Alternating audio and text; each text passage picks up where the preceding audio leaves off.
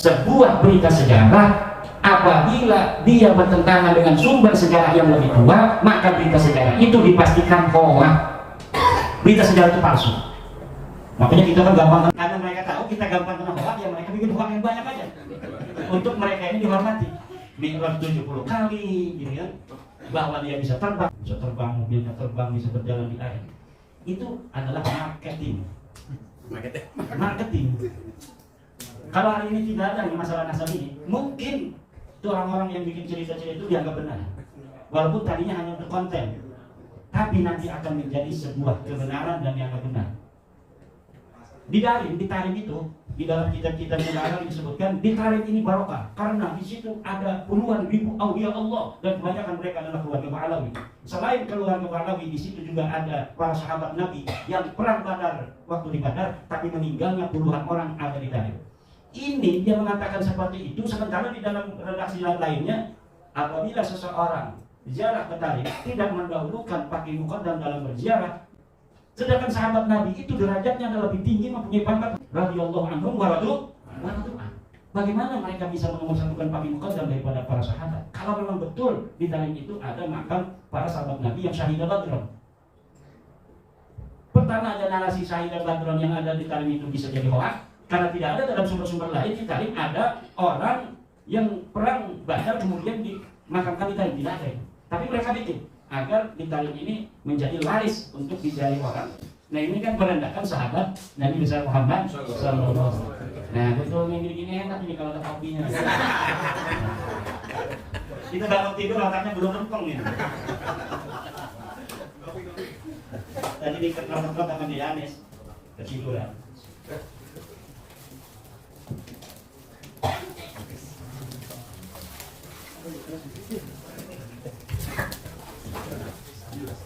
Ini orang-orang kita hari ini banyak yang belum paham, makanya penting acara ini kayak hari ini tadi ngomong dengan begitu sangat sistematis. Kayak hari ini menekankan bagaimana kita sekarang ini menyadari ada hidden agenda dari orang-orang ingin menguasai kita tanpa kita sadari. Nah, ini hanya satu yang bisa untuk melawannya apa? Al-Asobiyah.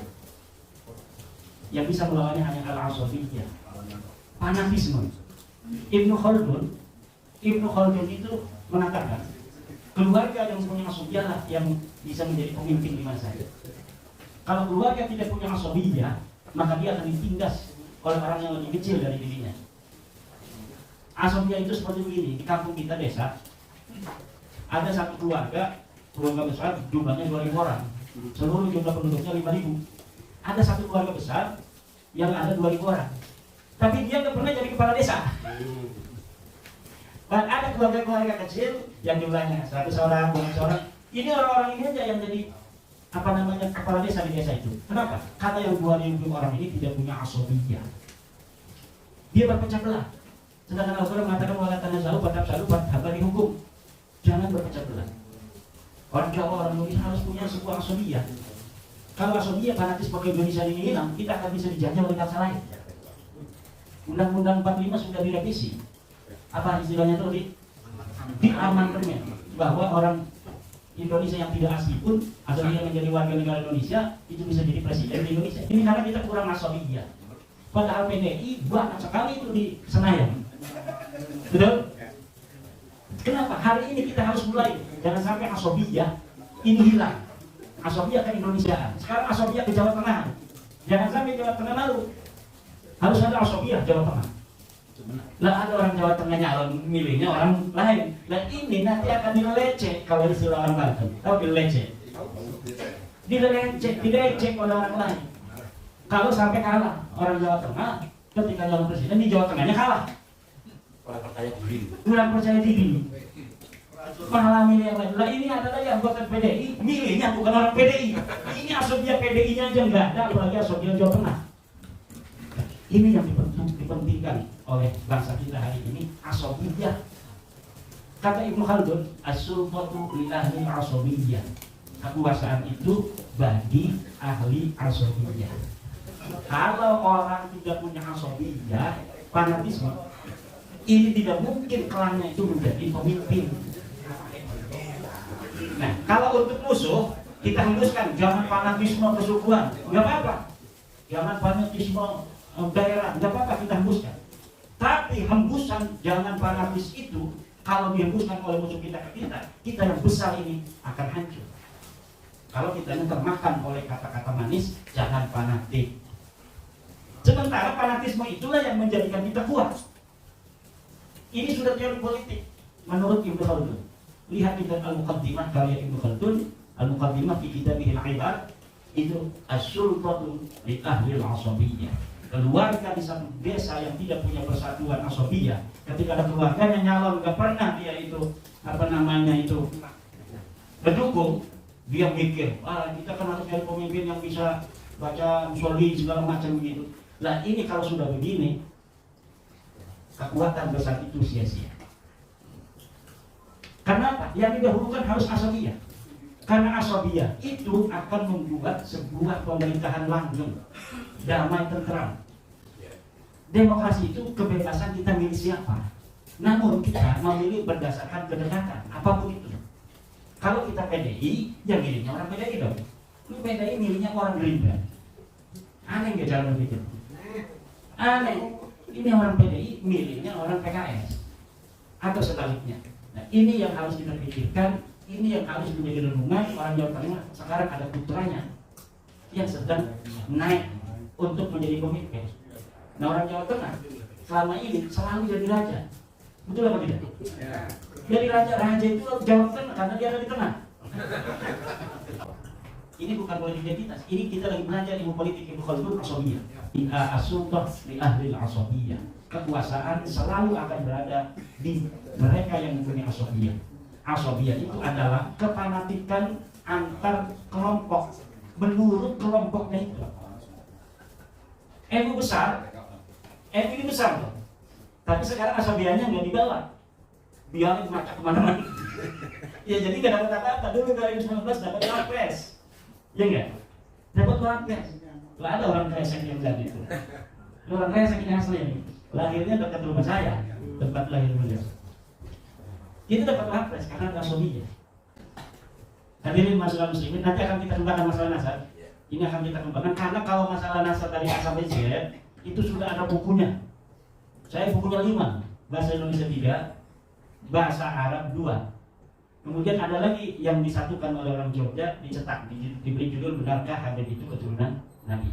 Itu dicetak oleh teman kita orang Jogja. Kalau saya bukunya kecil-kecil itu. 1, menangkar kesahihan nasab Habib di Indonesia, hanya 21 halaman. Kemudian terputusnya nasab Habib di Indonesia. Ini lebih kuat dari dalilan hujahnya. Kalau dari awal itu kita hanya sekedar ingin memberitahu bahwa membuka wacana agar jadi diskursus. Nah kalau ketika saya bikin buku kedua terputusnya nasab Habib di Indonesia itu, saya sudah yakin betul. Sudah yakin sudah. Kemudian yang berbahasa Arab Al-Mawahib Al-Laduniyah fi Qita'i Nasabi Alawi bin Ubaidillah. Yang kedua adalah I'anatul Akhyar fi Jawabi Syi'atil Mukhtar. Ada ulama besar di Sukabumi bikin kitab bahasa Arab menolak tesis saya. Kemudian karena saya tahu beliau orang tua, saya menjawab Yai. Tiba-tiba setelah beberapa waktu datang murid-muridnya. Yai, Abdullah Mukhtar pengen dijawab anak Yai. Saya nggak mau jawab Kiai Abdul Mukhtar karena beliau ulama sepuh 80 tahun dan aslinya orang Kresek juga. Kakek beliau Kiai Mairan itu pindah ke Sukabumi, kemudian punya cucu Kiai Syekh Abdullah Mukhtar. Kalau di Jawa Barat ya yang paling tua sekarang beliau, yang paling dijadikan panutan ulama Jawa. Makanya saya nggak mau jawab. Tapi karena memaksa, bilang Kiai katanya kata Abah harus dijawab aja. Bikin bahasa Arab tulisan, bikin balasannya bahasa Arab. Akhirnya saya bikin bahasa Arab judulnya I'anatul Akhyar fi Jawabi Syekh Abdullah Mukhtar. Itu bisa di-download semua di maktabah.anur.com. Maktabah yang ada di Uni Emirat Arab itu sudah ada di Maktabah Uni Emirat Arab dan tinggal dicari Al-Mawahib Al-Duniyah atau cari Mahdudin Usman Al-Bantani. Itu nanti 20 kitab saya yang bahasa Arab itu kelihatan semua dan semuanya bisa di-download. Saya mengarang dalam bidang PFU-an itu beberapa buku. Pertama Al-Fiqhatul Nahdiyah fi usuli wa furu'i ahli-sunnah wal jamaah. Kedua fiqhul hadarah daurul jam'iyyati nahdlatul ulama fil hadarah al-islamiyah fil alam wa fi Indonesia. Kemudian kitab As-Sultanah al-Mahdiyah tentang politik dalam pandangan NU. Kemudian ada kitab tentang Syarah al-Diyah Al-Manahijus Sofiyah fi Syarhi al-Alfiyah. Itu bisa di-download. Dan kalau sudah baca itu ya nggak mau baca lainnya. Saya yakin, kenapa enak dibacanya? Menurut saya ngarang.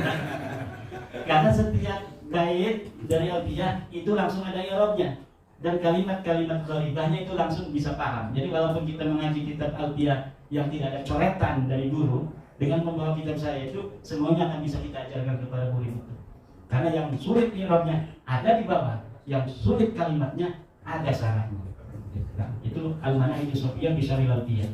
Kemudian Jawhar Maknun saya syarahi dengan Asy-Syarhul Maimun fi Syarhi Al-Jawhar Al-Maknun. Kemudian dalam ilmu mantik Sulam Al-Munawwarah saya syarahi dengan kitab Ruhul Mantiqi fi Syarhi As-Sulam Al-Munawwarah. Kemudian dalam kitab Amil ini untuk ngaji, asalnya untuk ngaji santri, tapi ternyata sekarang banyak dibeli oleh orang-orang dari pesantren lain. Akhirnya sekarang kita buka juga, kita berikan untuk siapa saja yang mau mengaji kitab itu Matnul Alamil, Syarah Matnul Alamil yang disebut dengan An-Nailul Kamil. Itu cara bagaimana membaca kitab kuning untuk para pemula.